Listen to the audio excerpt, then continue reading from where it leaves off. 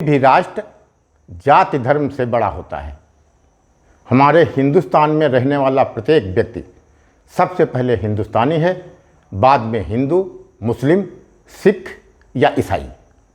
इसी को आधार मानकर यह रचना लिखी गई है और इस रचना को आप अंतिम पंक्तियों तक अवश्य सुने, क्योंकि अंतिम पंक्तियों में ही रचना का उद्देश्य स्पष्ट किया गया है।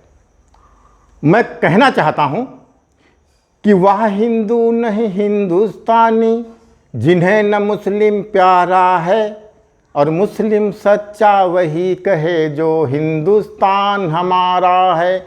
मुस्लिम सच्चा वही कहे जो हिंदुस्तान हमारा है।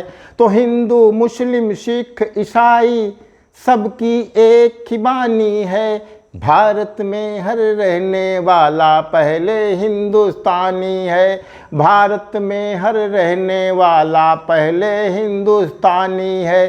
तो गीता के इस श्लोक भले हों या कुरान की आयातें, भले बाइबल प्रभु यीशु की गुरु ग्रंथ की या बातें, जाति धर्म से राष्ट्र बड़ा यह बात सभी ने मानी है।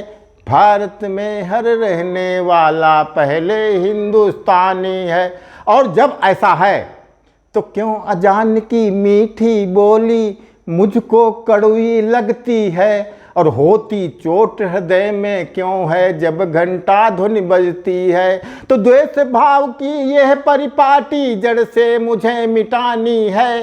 भारत में हर रहने वाला पहले हिंदुस्तानी है। तो राष्ट्र धर्म के लिए जाति की होती कोई शर्त नहीं, और हिंदू हूँ तो वफादार हूँ इसका कोई अर्थ नहीं।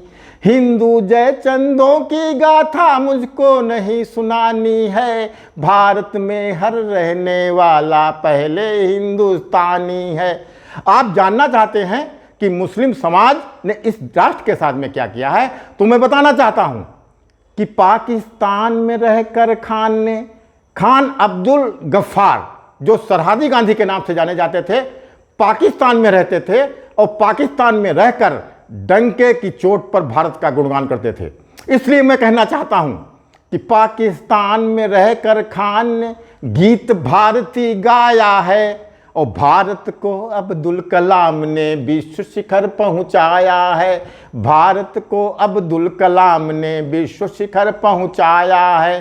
तो भुला नहीं पाएगा भारत वीर हमीद की कुर्बानी। भारत में हर रहने वाला पहले है हिंदुस्तानी।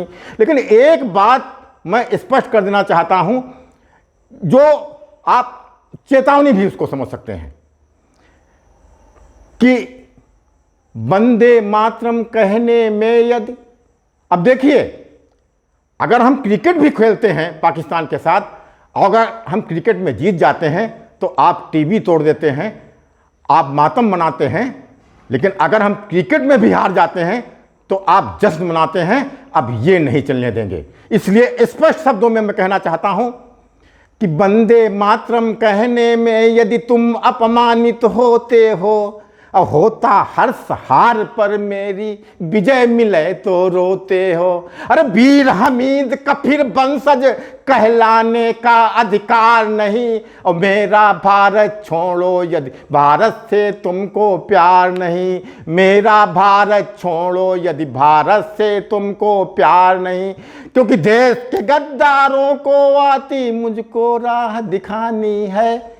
भारत में हर रहने वाला पहले हिंदुस्तानी है।